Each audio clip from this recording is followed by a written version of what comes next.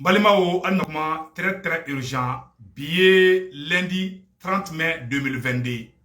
Maliens, ministre Borani, rapport de Sisamno, Kaira Kafo, comme Mali kono bi, ko violence ko chama nebe ka fra violence ka bi. Oro ko so Maliens nya fo onyenambe oro mina ko bi. Ube ka essayer ka la distraction de konana ayaw kolosi. Car ça il faut transition mao, car ça ko transition betao, ayaw bo logique be konana. Parce que uba d'abord kamadi, mogo do be kuma do fo, abe nyongo sama sama la wakati mina, sabotage chama nebe ka kebi de. Bi, anyabala problème du membe folo. Mali ni ministre ka contrat abe renouvelé le 4 juin ni mafli. Kalo courant mena jode, ate ale teme kile duru ka blé, Mali ni ministre ka contrat be ban. Donc, kuma kolon de be fo ka malien jatge pour que ministre be se ka to en fait tu kamina. Donc au moins on ne veut qu'un ministre voilà ça quand on jamana la couchi quand date que kafo quand t'es sans koro ni ministre te en besa au ministre clé non nana ko ka anga jamana de même au ministre clé le borani rapport ye a flé RFI a black a page ça fait ça non RFI a black a page ça fait ça non comme ministre borani rapport de kaira kafo ko violence be ka Mali kono comme Mali surasu ko be ka violence de que population civile contrôle la mbalimao ministre de borana ede ministre kelengele mu naka contrat kan renouveler au problème bi si ça tugunu o be ka taga fo ko jité ko ministre be ka ta jidi mo ma mokti marani fauna si ça ou kelebe ka sabotage sugu be de ke ka mo blassa no ou ka taga sraw tege mo ka karu be ka voyager ou tara sraw tege ni mo ye karla au best système de sabotage de ni ko kibi bolo bo to bolo abe na ni moyen sugu be malien au kana paniquer transo mo be barala aw kana paniquer aw si kana joro ali mogo munu ali utara sira tigeni mogo munu nye ku do voyage ke sira la kar kono a problème avec a régler solution est sur la presque mais mogo si kana paniquer ni ko ibi bolo to abu bolo a bena problème de nintendo ko wala de o ken keleme kata galo le tek a noro anga surasu la kanga surasu te foi la mogo faka ko comme ali surasu te foi la ko kata bi mogo ka o keleme kanga surasu to tien fambe Tchema ke musuma ke ministre dake. Ministre nyamoko be français di. Ministre a police nyamoko o français di. A chef de commandement be français di. Ministre ere français tadi. Mais kokene le keleme ka français de baliba. Pour la première fois Afrique francophone na jamana do kana ere ngofo onina bena folo Mali di la. Le premier ministre Shogel Maïga, le ministre des Affaires étrangères Job on le kanga na New York yamno. Peut-être dans quelques jours, Shogel Maïga, Premier ministre Shogel Maïga, Dr Shogel Maïga, ani le ministre des Affaires étrangères, Noé Abdoulaye Jobi, Olu Kanga na New York. Folo, ni Mali Kungo Kumbe Fond Nations Unies na. Boubou Sissé, oube Boubé Maïga, ou Kumbe Tara Franci, folo di, kati d'Antique Franci. Après on y Franci, ministre oube Danoka, kana Onina. Assimi de Koko Teke, Sunjata Keita Mode, Assimi Ode Koko Banapeu. Quand on a été passé Francis faibli. C'est ça, Mali yere de bena ijo oni kanka yere kungo fo. Mali sago ye munye Mali yere de beno fo. Mogo shite na kuma Mali place la. Oba yira ka fa nga transition mogo deme. Mais baramindo, me sega ka baranogo mantene. Ni ko kiwi bolo bo to bolo, ate mogo rabla abi yere farafi nyogo de bla ila ki kele. Ala kana asimi ke jugu sago yi. Ala kana shogeli ke jugu sago yi. Ala kana transition ke jugu sago yi. Malion aida transition ina. Gelea be ka fo ko be fe ka to fangala o gelea tende ministre de be fe ka to Mali kono awa ministre borani rapport mi ka di RFI la RFI bora ka kalam ne ya ye RFI page safa ay faragande blane la Malio a ere kalaje RFI keleme ka mufo awma RFI ministre ko la ministre constate une explosion de violence au Mali comme ministre ya sebe ka chi onima ko violence comme Mali ko terrorisme be ka fanga soro Mali kono ka teme yoro be ka bi ko fanga de be ka do terrorisme la dongo do Mali kono ko Mali kele te ka bande ko do de be ka fara Mali kele ka dongo do ko do de be ka fara Mali kele ka ko Mali kele ma bande ministre de fleka de sebene ministre kelengeli ministre de la fo la ministre a publié ce lundi 30 mai sa note trimestrielle sur les violences des droits humains. La mission onusienne au Mali note une augmentation des violences de plus de 320% entre janvier et mars par rapport à la fin de l'année dernière. Comme ministre Maya Sebe, Koka ko violence ça dit que ko terrorisme be ka fanga de soro Mali kono ko Mali armée desara ko Mali armée te se terrorisme la de ko Mali sorosu desara terrorisme la ko dole be ka fara terrorisme ka Mali kono dongo do ko Mali rebe ni nga chief la yebi ko no ma wulu ki jo ko ni oni ma wuli ka jo ko ni ministre ma wuli ka jo ko Mali chitola fleni aye ni galonte Mali dugum nu libéro to fode o beta kuma kala a kunjugu kan bon mo were ka barate ne ni français de ka barayi parce que ministre ye français de ministre nya mo be français de ka kuma fo ka no bala pew anga kuma to la mais la majorité des violences recensées par la MINUSMA ont été commises par les djihadistes du groupe de soutien à l'État aux musulmans GSIM de l'organisation islamique ko violence famba ka be bo terrorisme le ka woro la ku ye mo keme sabani mo bisegi nani ku yo de faga maintenant ça non la MINUSMA fait également état de 320 violations des droits de l'homme attribuées aux forces armées maliennes. Or, comme Mali Sourassou, ko les violations bingani wale keme saba ani muga ko Mali Sourassou yo de ke ko nyasi moma ko kata janvier kalo ko na bla marsi kalo la ko violence ko Mali Sourassou me violence ke bisaba ni kele de ko me ku ya triplé de ko Mali Sourassou bilama ku te ka mogobo mogola bide ko Mali Sourassou bilama ka jugubi ko Mali Sourassou te ka nyini ka famia ko Mali Sourassou be ka bi civil de kambi o de manamana kan sebene be rapport konana Tchema fo musoma fo Franci da fo parce que MINUSMA est Franci di Malien ala sabu au sabu MINUSMA keleme katane rapport de ke ibaro sisam no ou be ka système de sabotage do fanaka anga orla coupure d'électricité franchement be Mali électricité tchema be Côte d'Ivoire Mali électricité tchema be Sénégal ni fauna ou keleme kana no coupure no bela delengi o be ka sabotage de do pour que anga se ka ngere soro chugamna pour que anga décès aka foko transition desera parce que ou be Mali gazou de no fait bi Oni irisu be kala bi ou be fait nous mago sera Mali gazi ma blé ou mago te so irisu ta la blé parce que kata katifo kidal abe gazi ka nyafo Mali nyina ambe kala mina kala inte bambi ate bashini kala me se ka san keme sabakala te ban et san keme ka je m'excuse kala me se ka san keme ka sura matlala mais Malion ku aklito ku yerla akana bi distraction konnana ambe kambolo da ngerema ambe kambolo di nyogoma angana nyogom fenge anga nyesi jugu kele bana bi o ye Franci de mo munu frabe Mali ko be Franci ka barala o de frabe ka mbla distraction konana ni mo do déclaration de ke karsa manga ni fo transition ma karsa ni fo ni kuma manya ambola wakati na ka soro MINUSMA fana be ka anga soro su la c'est problème na donc anga ngina de jugu kele bana o Franci de donc Malion amena fenga to kala sanno ateta nyafe o temene ko fe ka bala mbali mawu aya mu wala fana soro tuguni ameno information clarifiée bela jele ko woro famia aya ka to une seconde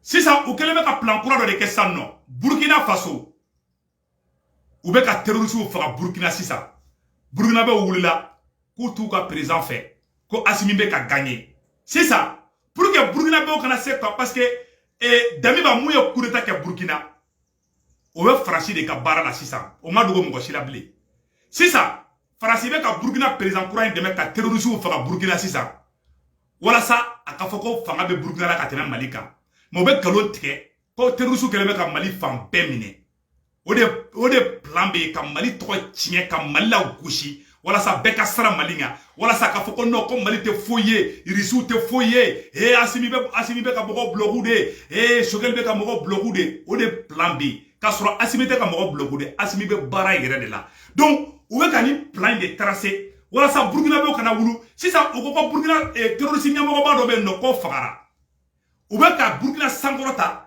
ka Mali la jigi duguma ka ke ina fo Mali be ni ka fara fla yebi Mali de were funa be ka botuguni ko Mali be ni ka chide ko Mali ko de bantola fleni ni Mali o akana binjan kono mbo nya fo onyena bi wallahi faso den do de be ka barake jijukoro oni Franci de be ni mbaraina ima distraction be ka teya do be déclaration do kadron mugo be wuli ka fo non ka sa kumanga ni fo transforma ay nyina u kokoy Segu ka do dona kitaka ka do dona mogo be bla ni transition contre la bilay ala tato ida parce que be Mali ka bara de la bi Malien wala o be ka janfari la bi en contre la oni konana te muso te Franci de do MINUSMA est Franci de MINUSMA be kata galon tigɛ de ko nu ma Mali u be fɛ ka Mali bila sous tutelle de la o kɔrɔ jumɛn ye ko Mali yɛrɛ de tɛ se a yɛrɛ kɔrɔ ko Mali be otage la le Mali est pris en otage par les terroristes u b'o kuma kelen don malien den dɔw da olu fana b'o kuma kelen fɔ n'o kuma fɔta cɛyara sisan oni be diyagoya intervention de kɛ k'u tɛ bɔ Mali kɔnɔ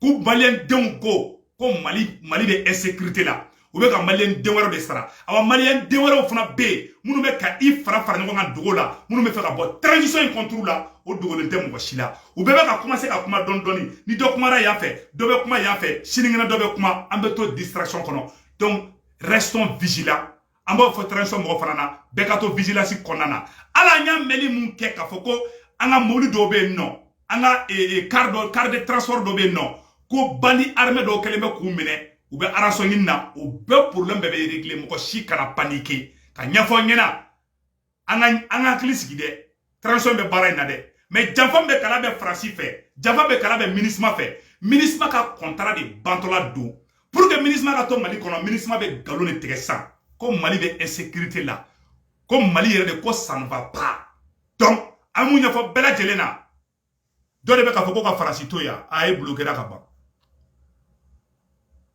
donc balimaw ka ɲɛfɔ bɛɛ lajɛlen ɲɛna k'a fɔ Faransi de bɛ MINUSMA kɔfɛ MINUSMA ye rapport mun sɛbɛn MINUSMA ɲɛmɔgɔ bɛɛ français de ni ko ko ONU Mali kɔrɔ dɔrɔn ko Faransi de donc ka ɲɛfɔ an ka autorité transition mɔgɔw ɲɛna u k'u hakili to u yɛrɛ la Faransi de don dɛ Faransi de bɛ MINUSMA kɔfɛ awa u bɛ ka an ka sɔrɔsiw tɔgɔ tiɲɛ u bɛ ka yira k'a fɔ ko Mali violence ma ban sisan u bɛ ka Burkina sankɔrɔta ko Burkina sɔrɔsiw ye terroriste ɲɛmɔgɔ caman faga sisan nɔ pour que Burkina bɛ hakili ka sigi mais o maliyɛnw de ja wuli sisan nɔ ka maliyɛnw yɛlɛma bila ɲɔgɔn na sisan nɔ mais maliyɛnw a kana bi o jɔ kɔnɔ dɛ Assimi Mali dugu 500 dugu 800 kɔ de kun minɛlen bɛ terroriste bolo Assimi Mali dugu 500 ni kɔ de libéré MINUSMA t'o fɔ Faransi t'o fɔ parce que MINUSMA ye Faransi de ye l'armée malienne monte en puissance MINUSMA m'o fɔ dɛ MINUSMA ko de ko Mali sɔrɔsiw dɛsɛra ko n'u ma wuli k'i jɔ dɔrɔn ko Mali ko bantɔla de filɛ nin ye awa Mali den wɛrɛw de fana bɛ nin ko in kɔfɛ dɛ o kun ye tɛ dɔwɛrɛ dɔrɔn u ka to Mali kɔnɔ u ka to Mali kɔnɔ u ka to ka taa ka bogotiginiw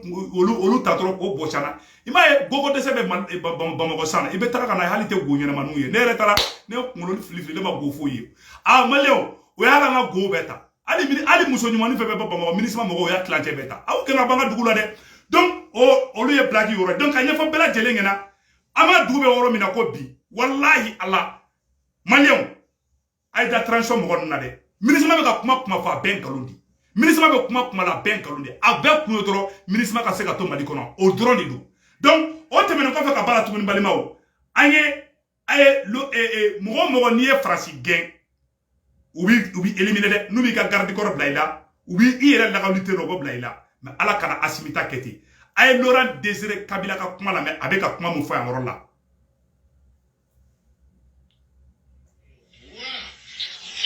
Fort de cette conviction-là, qu'est-ce qu'aujourd'hui nous essayons de transformer nos richesses, notre monde, l'environnement économique, social, culturel, avec l'argent de notre pays. On n'a jamais reçu un seul sou d'ailleurs.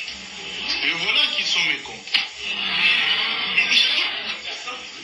Ils ne demandent pas à la Banque mondiale, ils viennent avec des plans actifs ailleurs, qu'ils ont toujours présentés pendant 37 ans du régime. Toujours le même plan. Ils sont venus. Bon, Laurent Désiré Kabila, il y a une chaîne de fanga, Kato Fangala. Congo Jair. Président Moukoumé ko Laurent Désiré Kabila faga garde corps ye kisɛ cala ni tɔw dɛsɛrɛ la u bɛ moyen sugu bɛɛ kɛ walasa k'i bɔ yen n bɛ ka tiɲɛ de fɔ aw ɲɛna o de kosɔn segukaw aw bɛɛ ka duwawu don Mali somaw Mali moriw aw bɛɛ ka wuli aw ka jija aw ka duwawu don transition in ye tɔw man ɲi tɔw ye subaga de tɔw ye kafiri de bilayi Faransi régime ko tɛ Faransi ka den ma dɛ wallahi Français bɛ sɔn ko bɛɛ ma ni Faransi ye Mali perdu c'est fini pour la France. Faransi jigi tɛ dɔwɛrɛ kan ni Mali tɛ gazi bɛ Mali kɔnɔ bi u bɛ fɛ ka i sen bɔ Irisiw ka gazi san de la u jigi bɛ Mali gazi de kan an ka Assimi minɛ ka ɲa an ka Sogɛli minɛ ka ɲa kɛlɛ si kɛra don transition kɔnɔna na n b'o fɔ bɛɛ lajɛlen ɲɛna Laurent Désiré Kabila y'a fɔ don min na k'a mago tɛ Banque mondiale ka wari la a mago tɛ juru la a mago tɛ tubabuw ka dɛmɛ la u y'a yɛrɛ ka garde corps de bila k'a faga wallahi ala a bɛ tagama la ka garde corps de nana ka kisɛ cɛ a la a photo filɛ dɛ o de ko la a ko tuguni ko France ambassadeur ka kana ka ministre wele bilen dɛ a ko France ambassadeur ma ko bita tɛmɛnen kɔfɛ ko kana ale ka ministre wele bilen ko parce que k'olu ka ambassadeur minnu bɛ France ko tɛ France ministre wele ko pourquoi ko France ambassadeur bɛ olu ka ministre wele ko ka dabila a y'o fana fɔ an k'o yɔrɔ fana lamɛn. Ambassadeurs qui étaient là, parce qu'ils étaient tellement habitués à appeler des ministres, etc. Moi j'ai dit attention, mes ministres ne sont pas des garçons de course.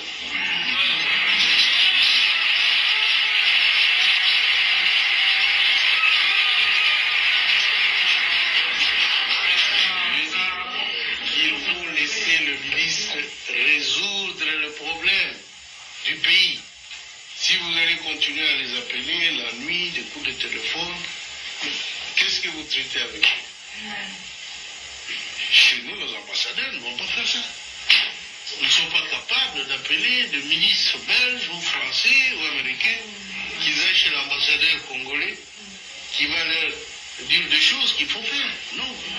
Et si vous ne les faites pas là, chez moi, je ne vais pas. Ils trouvent que je suis têtu, arrogant. Voilà. Ale na kumani fangala. Ali na fo Asimi na kumani fangala. Ale fana na kumani fangala. Ko François ka ambassadeur yaro ubeto ata do nga ministre de ka ibeka nunto fangala ka atete nunto fangala. France ambassadeur no e mun fo de kumbeke. Asimi ko de teke bli. Ni ken yi bolo wa to bulu. Ambe do de doyi. Awa fo ita Asimi ken so. Ambe me teme do ngini Mali doni baga befe. Ni nege haya be mogo min bulu.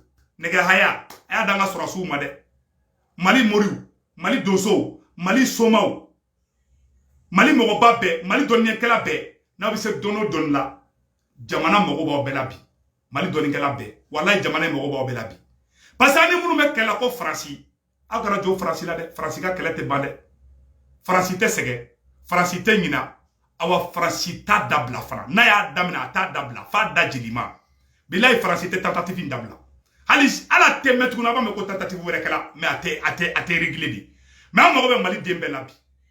Mali doni kela be. Na bi se ka munga Mali ko ina ayake. Ala anakira kama. Wallahi jamana mogo ba be la bi. Mbe to u donde u be son komima. Laurent Désiré Kabila munko ko oluka pétroli ka te frère France ma blé. Ni Laurent Désiré Kabila a flé ne a photo flé de Laurent Désiré Kabila. Wallahi u yaka garde corps de blaka fa. A ben ala na krache. U yaka garde corps de blaka fa.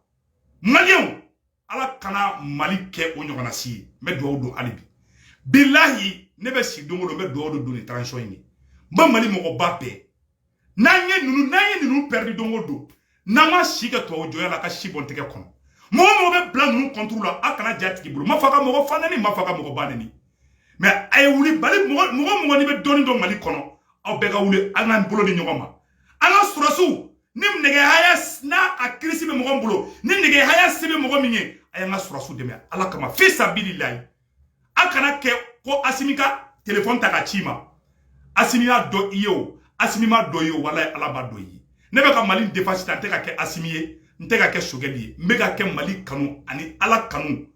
Ala yere ko anga kan yere fe. Ala yere ko anga kan faso fe. Wala ne Mali kanu. Madili Malien be fe. Mali doni be kala be. Mali doni kala be. Aw sebo fen fen ay wula ka chesri. Ani mo munu me nyogona. Ku fe kala manugo. Mbu don tro wallahi billahi. Siranya tente ka mo si jatege. Menaya mbolo di nyogoma.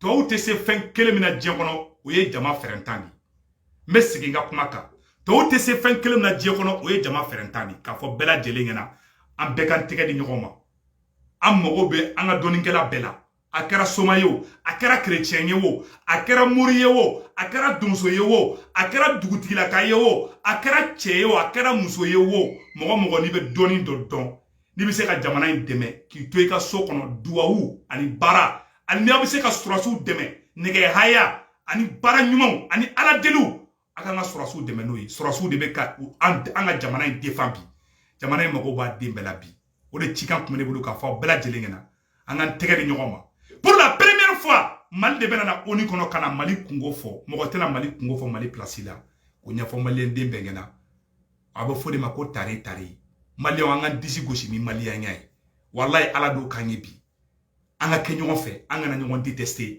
an ka ɲina kɔrɔlenw kɔ ko kɛra kunu an ko page tourner ko juma bɛna kɛ sini an ka ɲɛsin o ma n'an y'an kɔfilɛ an bɛ bɔ ka bin dugu ma bolikɛla kɔfilɛlikɛla o ni bɔ ka bin tɛ ban maa maa n'i bɛ boli k'i ɲɛsin i ka objectif ye min ye i b'o de sɔrɔ tubabuw développer la o cogoya kelen de la ne b'o conseil di malien den bɛɛ ma an ka ɲɔgɔn to yen quoi nafa tɛ ne yɛrɛ ɲɛ tɛ malien den na quoi tu vois hali ne vidéo kɛnɛ kan ne t'a lajɛ je ne regarde même pas je ne vois que le Mali ni ye ka mɔgɔ kɛlɛ n b'a kɛ Mali ko de fana na wallahi ala ɲɛ bɛ bɛɛ ŋaniŋɛ la donc ala ka barika don Mali ba in na Mali mɔgɔw b'a den bɛɛ la bi an bɛɛ ka yafa ɲɔgɔn ma an bɛɛ k'an bolo di ɲɔgɔn ma an ka jamana in sauver ala ye sasi mun d'an ma n'o ye Asimi ni Sogɛli ye n'olu bɛ k'an ka baara kɛ bi an tɛ ninnu sara sɔrɔ dɛ an k'an bolo fila fa ninnu na an kana to ninnu ka tila an na o de cikan tun bɛ bolo ka ɲɛfɔ bɛɛ lajɛlen na ala ka barika don Mali la a k'an bɛɛ siɲɛ wɛrɛ